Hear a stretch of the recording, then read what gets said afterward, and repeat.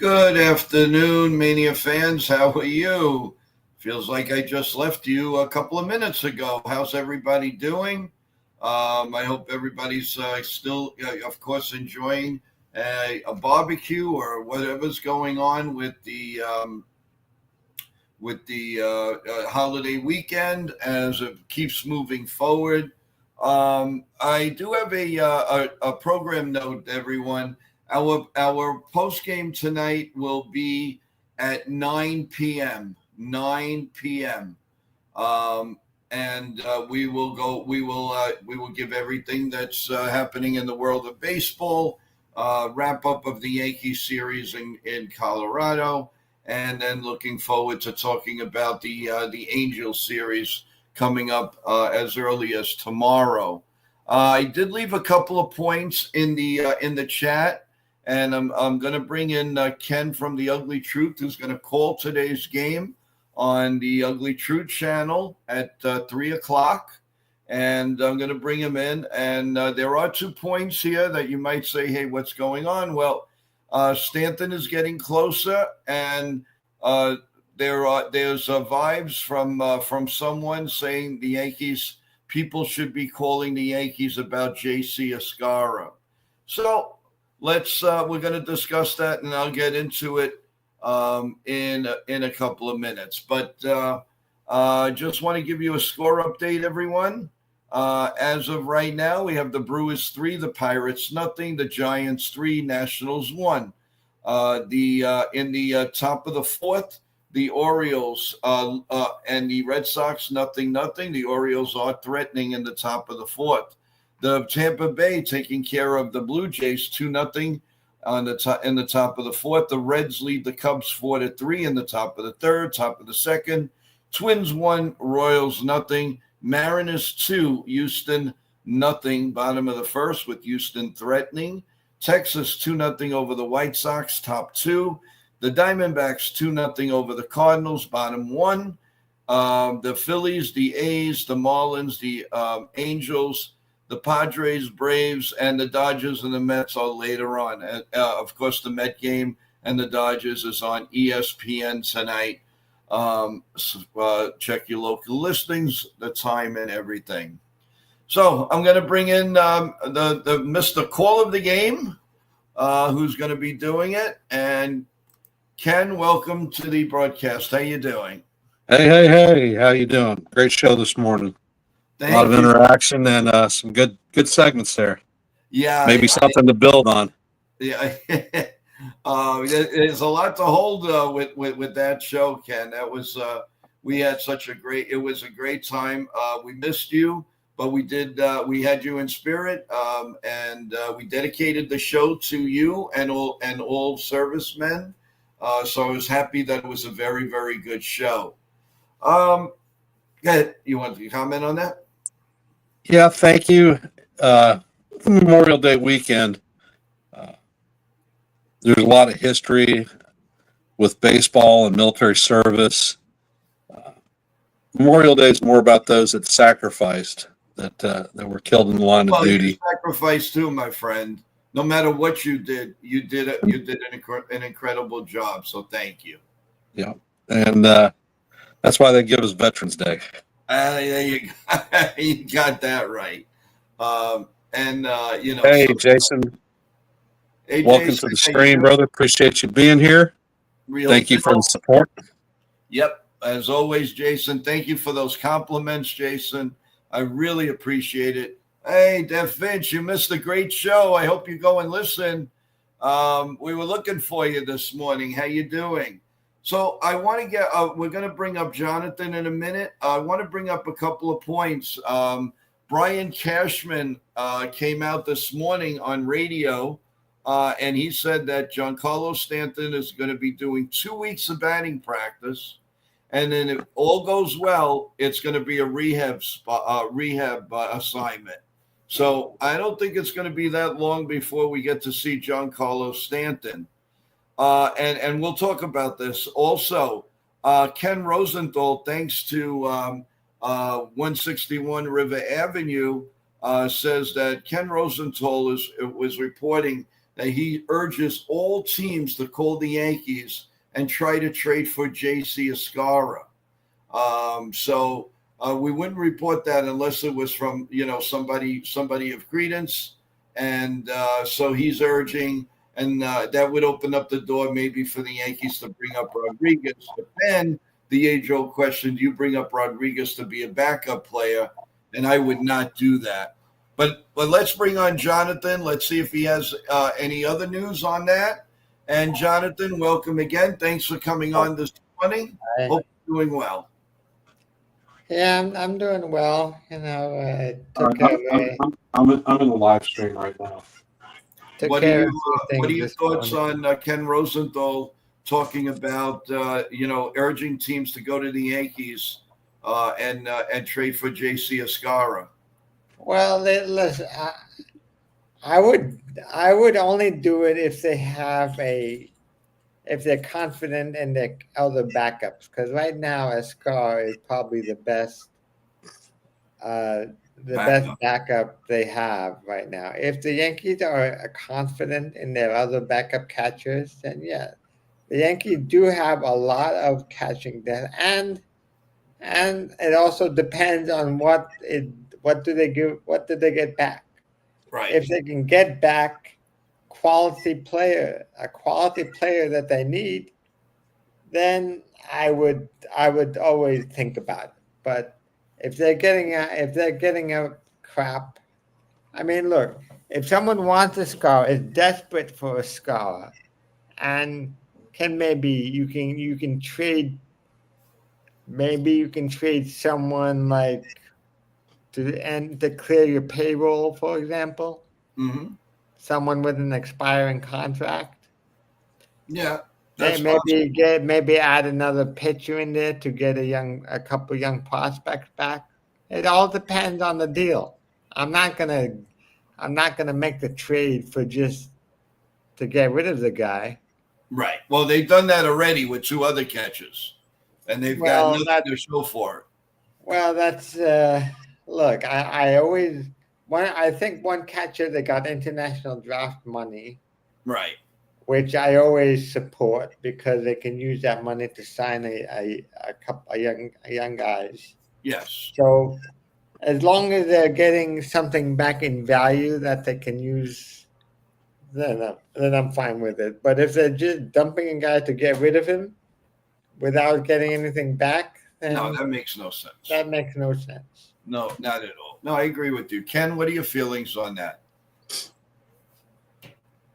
I mean, honestly, the Yankees, one of the strong powerhouses developing catchers. As you can tell, we probably got 5 or 6 of them out there in the major leagues. What is Escara to us long term? I don't know. Maybe a backup for a couple of seasons before we cut him go.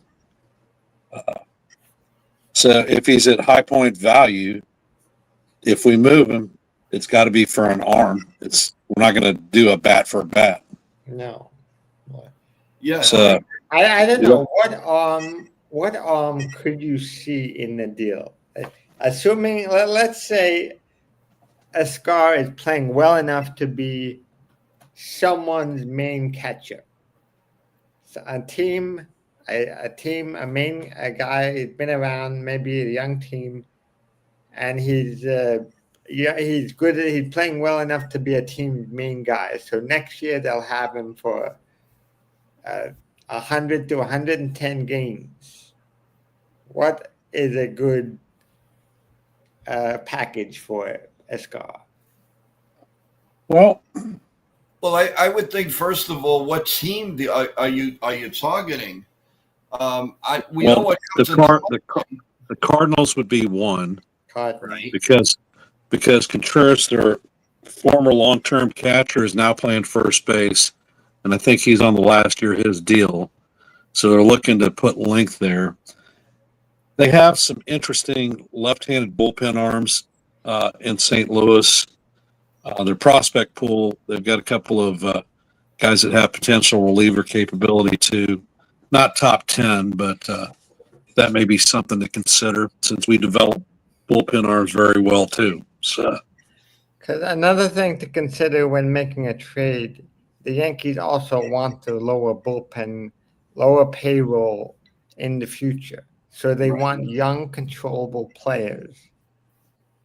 Oh yeah, no, Well, that's what I said. You've got a couple of prospect arms that are probably movable in the Cardinal organization, so that's controllable in term. Pittsburgh also has a flock of pitchers, more than they can actually handle down in the minors. there you go. Yeah, Pittsburgh. And like Pittsburgh I is always needing catching help. Hell, we Yeah, used to cycle our catchers down to Pittsburgh. Yeah, you're right. yeah. I mean, I think the Yankees had a chance to trade. They wanted to trade for Cole, but the Astros offered them a better deal. Yep. Yeah. Well, I mean, imagine what I would the also- Yankees be like in 2017 with Cole. I also think that a possibility would be the Kansas City Royals, especially if they're dangling Salvatore Perez. They got a young, good catcher there, though. Salvi's been playing a lot of first base. I don't think the Royals would make a trade like that. No, I'm not saying for the Yankees to get Perez. We don't. No, I wouldn't do No, that. not Perez. I'm talking if like what's the position of need for the Yankees right now? Maybe a Third young base. third base. Yep. If they have a young third baseman that can be a third baseman of the future, maybe I'd trade as a scar for a guy who can play third base.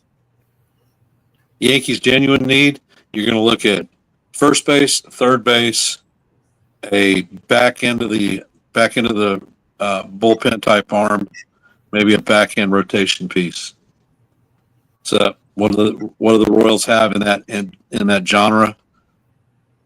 I'm not sure that we're actually compatible with them anywhere across the board. Okay. I'm it's gonna look at the Royals prospect. It's just food for thought. I mean, only we got it. It came out from Ken Rosenthal, and real Bill has a nice comment about this. I feel the same about Ken Rosenthal as I do about Jock Itch. Okay, how do you really feel, my friend? That's pretty good. Well, here's the problem with that is the number Jock Itch? three. The number 3 prospect for the Royals is a catcher in Double-A. So it says that he's going to be ready next year. Okay. If he's in Double-A, he's not going to be ready next year. He may come up at. It says ETA 2026. Well, That's what it says. like I said, I only brought that up as this speculation piece because I mean I see this possibility they might dangle Perez, so maybe they could if they're interested, they already have a backup catcher, they'll need a backup on top of that. That's why I figured that'd be a possibility, but it is what it is. Right now he's a Yankee. And it's just a topic of conversation. That's all.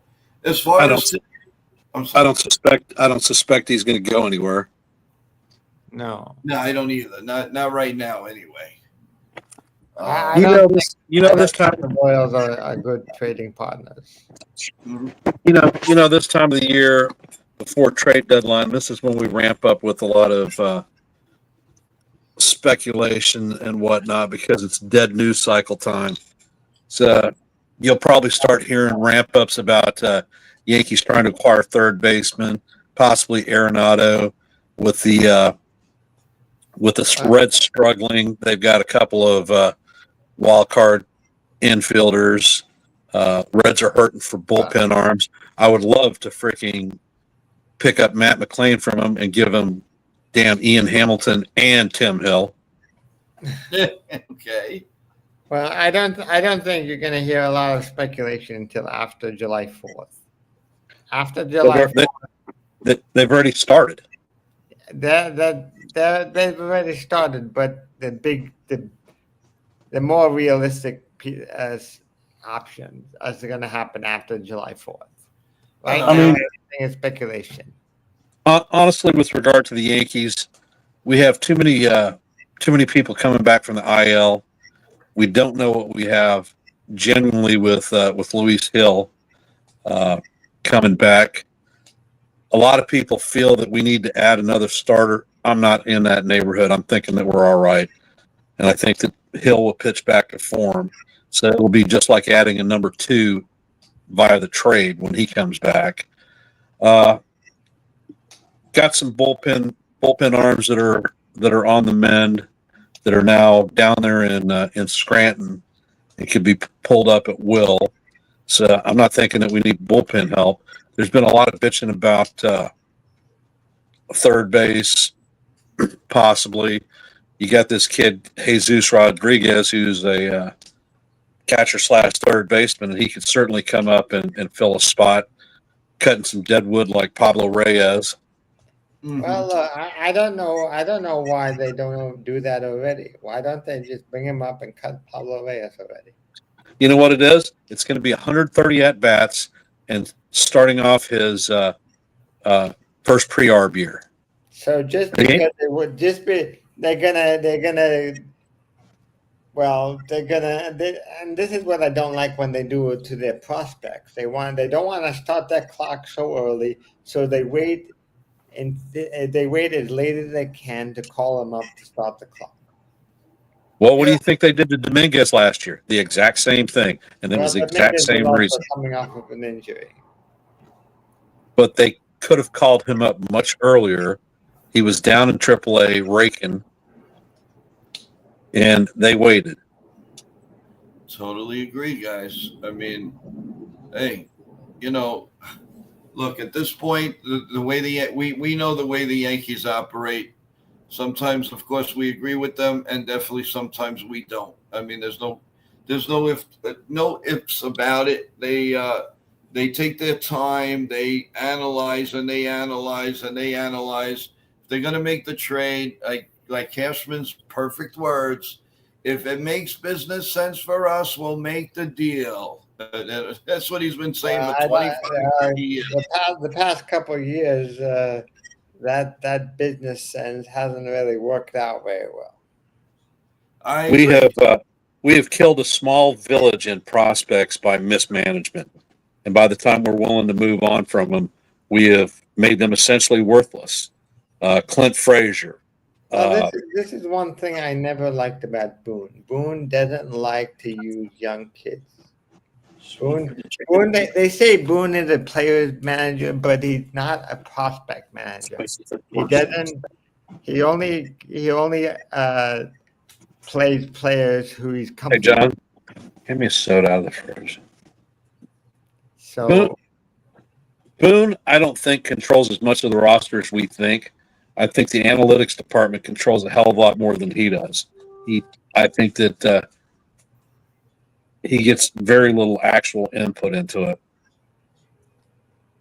Yeah, well, again, it's there. Right now, I guess the thing online here is, what are the Yankees going to do today, guys? Are they gonna take this series? Are they gonna? I think so. I think they're gonna take the series. This pitcher has a 5+ ERA. Yeah. Well, I'm not expecting a game like yesterday, but I'm expecting. If I were to guess, I'm guessing Yankees win 8-3. Well, 8-3. Okay. The first game pitcher in the series had a 5.68 ERA, and he seemed to handle us quite fine. Oh, he sure did. However, I don't think that Colorado has anything to do with this game. It's Will Warren. If Will Warren actually uses his two-seamer, tries to hang off the sweeper, which is not going to break there, I think we'll be fine. If he tries using that stuff to get movement off the plate and that altitude, it's not going to happen. Yeah. This game will, I agree, Will Warren will be the make or break of this game. If Will Warren can give you 5 innings of 2-run ball, I think you have a pretty good chance of winning. Yeah, that's how I agree. I agree. Will Warren's going to give about five and 2/3, and then and we're going to see the two-headed maybe the three-headed monsters tonight. I think that's what's going to happen. There might be a question here for Ken.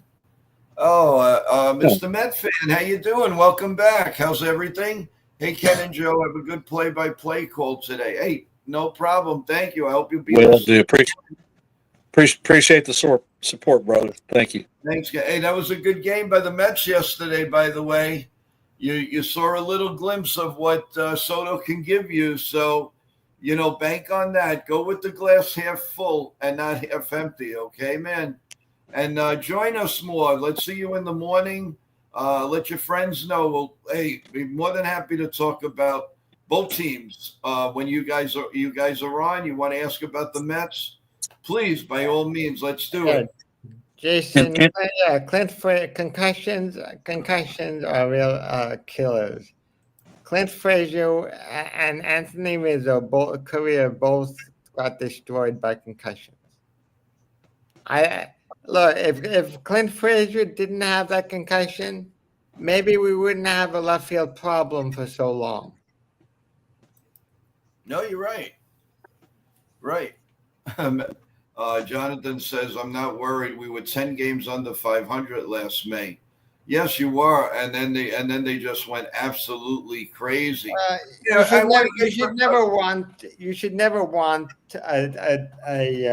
a team to repeat itself like last year. Look, not every year is going to be like the '78 Yankees, where they were 14 games down and they came back to win the World Series. That's not realistic every single year. Right. You want to have some consistency, play at or near the top throughout the whole year, and then at the end of the season, you want to blow it up. Jonathan, I want John. I like to ask you as a Met fan, how do you feel about the other day that the "Oh my God" came out of the suitcase in San Diego? Does that bother you at all, or as you as a fan, a younger fan, does it matter? Do you just think that well, now all of a sudden the Padres are doing this? What's your thoughts on that?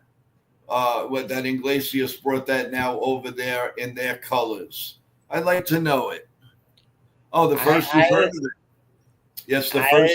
I guess if that's his way, it can go wherever he goes.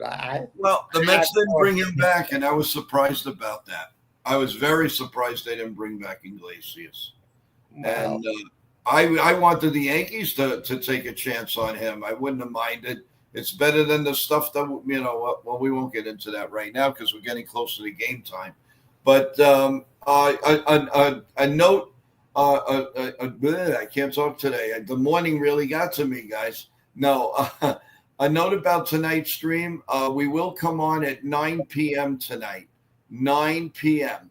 and we'll we'll update everything. So everything will be in the clear. I know it'll be in the middle of the Knick game. So bring your television and everything to us. We'll update you. You can update us, and we'll have a little round discussion about the weekend series and what going into the Angel series. So Ken, I know are you getting ready? I am indeed. So some of your thoughts about the game?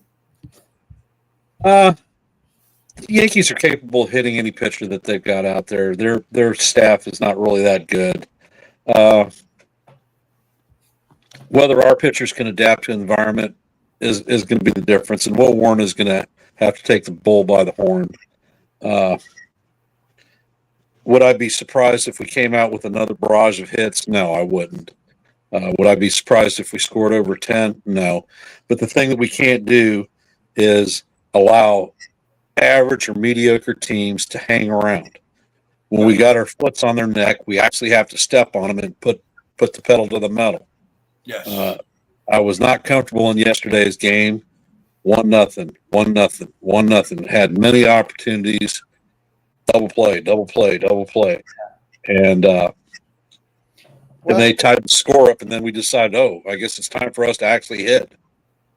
Well, here's the problem that I see a lot. A lot of Yankees players are trying to pull the ball on every swing they make.